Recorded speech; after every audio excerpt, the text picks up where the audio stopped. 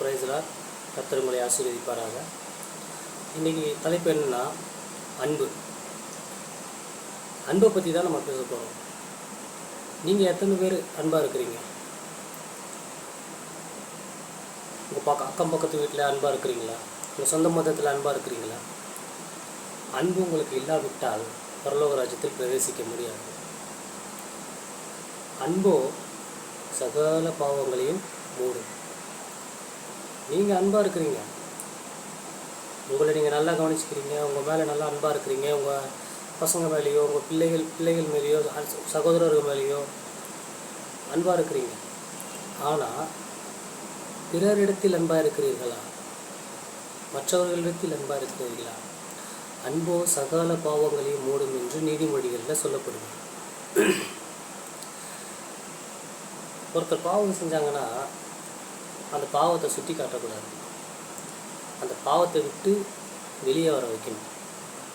அந்த பாவத்தை அவங்களுக்கு சொல்லி சொல்லி மீண்டும் பாவத்தை செய்ய தூண்டக்கூடாது. அவங்க செய்கிற தப்பை அவங்களுக்கு உணர்த்தி அதிலிருந்து வெளியே கொண்டு வந்து நீதியின் பாதையில் நடத்துறது தான் அன்பு. அவங்க செய்கிற தப்பை நீங்கள் சொல்லி காட்டிக்கிட்டே இருந்தீங்கன்னா அவங்களுக்கு மீண்டும் மீண்டும் அந்த பாவத்தை தூண்டுவதற்கு அதிகமாகிவிடும். இப்படியா வேதம் சொல்லுகிறது. 1 கொரிந்தியர் 13ஆம் அதிகாரம் 13வது வசனத்தில், இப்பொழுது விசுவாசம், நம்பிக்கை, அன்பு மூன்றும் நிலைத்திருக்கிறது. இதில் எது பெரியது? அன்பு தான் பெரியது. அன்பு உங்களுக்கு இராவிட்டால் நீங்கள் பரலோக ராஜ்யத்தில் பிரவேசிக்க முடியாது. இதே மாதிரி இயேசு கிறிஸ்துவனுடைய அன்பை நம்ம வாசிக்கிறோம். ஏசாயா 63ஆம் அதிகாரம் 9வது வசனம். அவர்களுடைய எல்லா நெருக்கத்திலும் அவர் நெருக்கப்பட்டார். அவருடைய சமூகத்தின் தூதனானவர் அவர்களை ரட்சித்தார். அவர் தமது அன்பின் நிமித்தம், தமது பரிதாபத்தின் நிமித்தம் அவர்களை மீட்டு பூர்வ நாட்களிலெல்லாம் அவர்களை தூக்கி சுமந்தார். வேதம் அப்படி தான் சொல்லுது.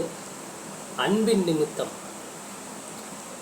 அன்பின் நிமித்தம் நம்மளுடைய பாவங்களை அவர் சிலுவையிலே சுமந்து தன்னுடைய அன்பை வெளிப்படுத்தினார். நம்மளை பூர்வ நாட்களெல்லாம் வாழும்படி, நம்மளுடைய ஆயுள் நாட்களெல்லாம் உண்மையாய் வாழும்படி அவரை தந்தருளி அவருடைய அன்பின் நிமித்தம் நம் பாவங்களை சுமந்து சிலுவையில் மரித்து 3ஆம் நாள் உயிர்த்தெழுந்தார். அவருடைய அன்புக்கு ஈடானது ஒன்றுமே இல்லை. அதனால தான் சொல்கிறேன், அன்போ சகல பாவங்களையும் மூடும். நீங்கள் பாவம் செஞ்சிட்ருக்கீங்களா?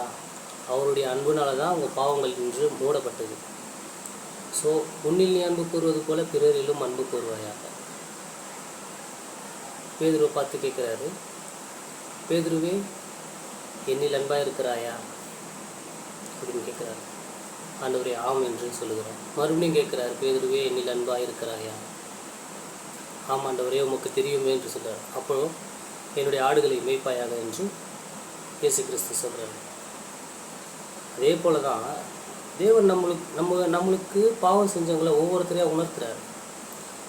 நாம் அவங்கக்கிட்ட போய் பேசணும், அவங்கள அன்பான வழியில் நடத்தணும். அவங்க தீய வழியில் இருக்காங்க, பாவத்தின் வழியில் இருக்காங்க, எத்தனையோ தவறுகளை செஞ்சிட்ருக்காங்க. இந்த வழிகளெல்லாம் விட்டு விலகணுன்றதுக்காக தான் தேவன் ஒவ்வொருவரையும் நமக்கு காண்பிக்கிறார்.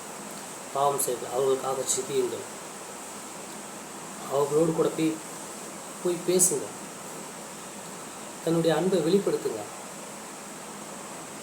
நீங்கள் ரட்சிக்கப்பட்டீங்கள, அவர்களும் ரட்சிக்கப்படணும். பரலோக ராஜ்யம் சமீபமாக இருக்கிறது. ஸோ காலத்தை பிரயோஜனப்படுத்தி கேளுங்கள். நீங்கள் அவர்களுக்கு உங்களுடைய அன்பை வெளிப்படுத்துங்கள். தேவனுடைய சுவிசேஷத்தை அறிவிங்கள். இது கடைசி காலமாக இருக்கிறது. அநேக யுத்தங்களும் செய்திகளையும் காண்பீர்கள். ஆனால் முடிவு உடனே வராது. யுத்தத்தை நீங்கள் பார்த்துட்ருக்கீங்க. அமெரிக்காவுக்கு, ஈரானுக்கு, துபாய்க்கு, இப்படிப்பட்ட ரஷ்யாவுக்கு, இந்த இடத்துலலாம் போர் நடந்துகிட்ருக்கதை நீங்கள் கவனிக்க முடியும். ஸோ யுத்தங்களும் செய்திகளையும் காண்பீர்கள். ஆனால் முடிவு உடனே வராது. ஸோ இருக்கிற நாட்களெல்லாம் சுவிசேஷத்தை தைரியமாக அறிவிங்க. கர்த்தர் உங்களை ஆசீர்வதிப்பாராக. ஆமென்.